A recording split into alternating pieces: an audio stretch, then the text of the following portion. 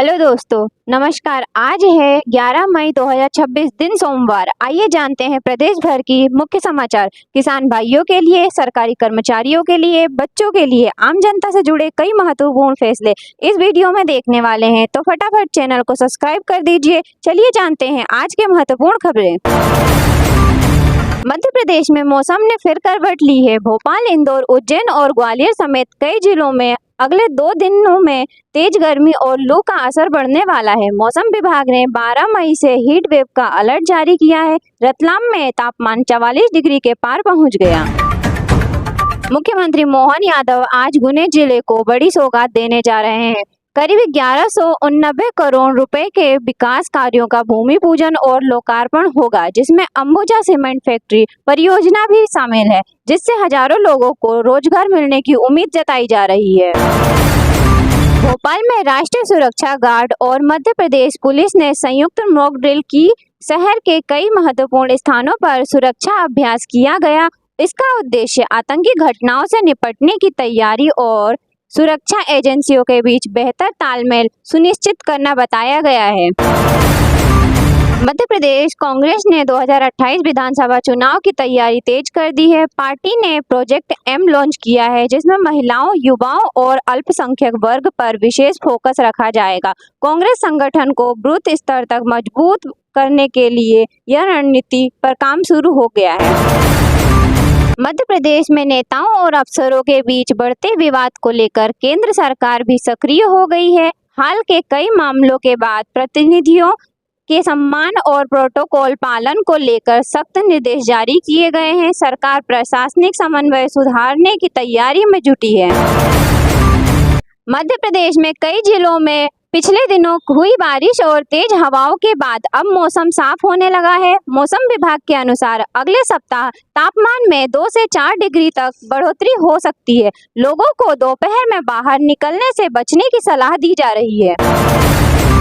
Indore metro परियोजना को लेकर राज्य सरकार ने कई समीक्षा बैठक की तैयारी की है। मेट्रो के विस्तार और यात्रियों की सुविधा बढ़ाने के लिए कई नए प्रस्तावों पर चर्चा हो रही है। इंदौर में मेट्रो संचालन को लेकर नागरिकों में उत्साह लगातार बढ़ता जा रहा है। मध्य प्रदेश में पराली जलाने के मामलों को लेकर चिंता बढ़ती जा रही है। हालिया रिपोर्ट में राज्य देश में सबसे आगे बताया गया है। प्रशासन किसानों को जागरूक करने और प्रदूषण कम करने के लिए विशेष अभियान चलाने की तैयारी कर रहा है। भोपाल, इंदौर और जबलपुर समेत कई शहरों में बिजली की मांग लगातार बढ़ती जा रही है। तेज गर्मी के कारण एयर कंडीशनर और कूलर का उपयोग बढ़ने से बिजली कंपनियों पर दबाव बढ़ रहा है। ऊर्जा विभाग ने निर्बाध बिजली आपूर्ति बनाए रखने के निर्देश दिए हैं। प्रदेश के कई जिलों में तेज धूल भरी आंधी और बारिश को लेकर येलो अलर्ट जारी किया गया है। मौसम विभाग ने 40 से 50 किलोमीटर प्रति घंटे की रफ्तार से हवाएं चलने की संभावना जताई है। किसानों और यात्रियों को सतर्क रहने की सलाह दी जा रही है। मध्य प्रदेश में रोजगार और औद्योगिक विकास को लेकर सरकार नई निवेश योजनाओं पर काम कर रही है। गुना, इंदौर और भोपाल जैसे शहरों में नई औद्योगिक परियोजनाओं से युवाओं को रोजगार मिलने की उम्मीद बढ़ी है। राज्य सरकार निवेशकों को आकर्षित करने के लिए विशेष नीति तैयार कर रही है। मध्य प्रदेश में 18 साल बाद निकली संगीत और नृत्य शिक्षकों की भर्ती फिर विवादों में आ गई है। चयनित अभ्यर्थियों का कहना है कि दस्तावेज सत्यापन और रिजल्ट आने के बाद भी उन्हें अब तक नियुक्ति नहीं मिली है।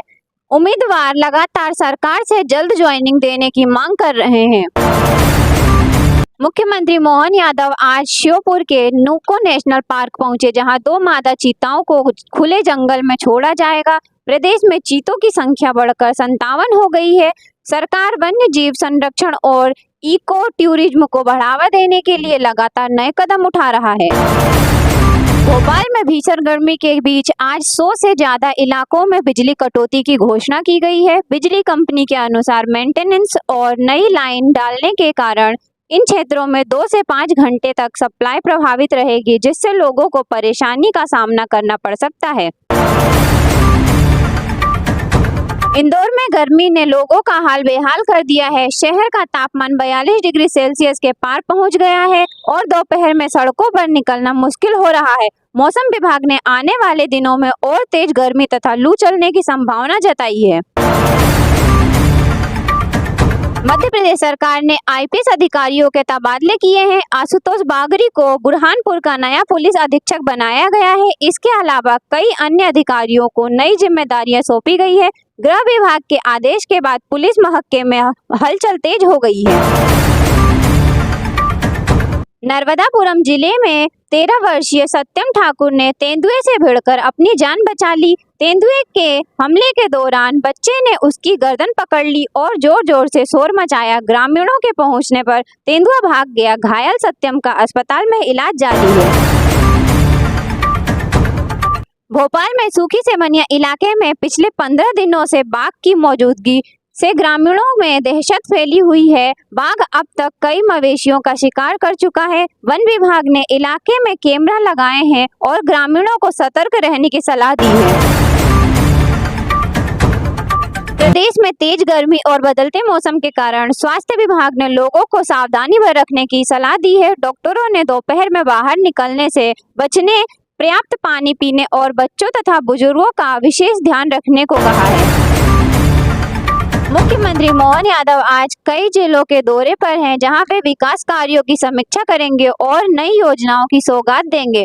प्रशासनिक अधिकारियों को तैयारियां पूरी रखने के निर्देश दिए गए हैं। दौरे को लेकर राजनीतिक और प्रशासनिक हलचल भी तेज हो गई है। जबलपुर में रेलवे स्टेशन के आधुनिकीकरण कार्य को तेजी से आगे बढ़ाया जा रहा है। यात्रियों की सुविधा के लिए नए प्रतीक्षालय, एस्केलेटर और डिजिटल सूचना बोर्ड बनाए जा रहे हैं। रेलवे अधिकारियों के अनुसार आगामी महीनों में स्टेशन का नया स्वरूप यात्रियों को देखने को मिलेगा।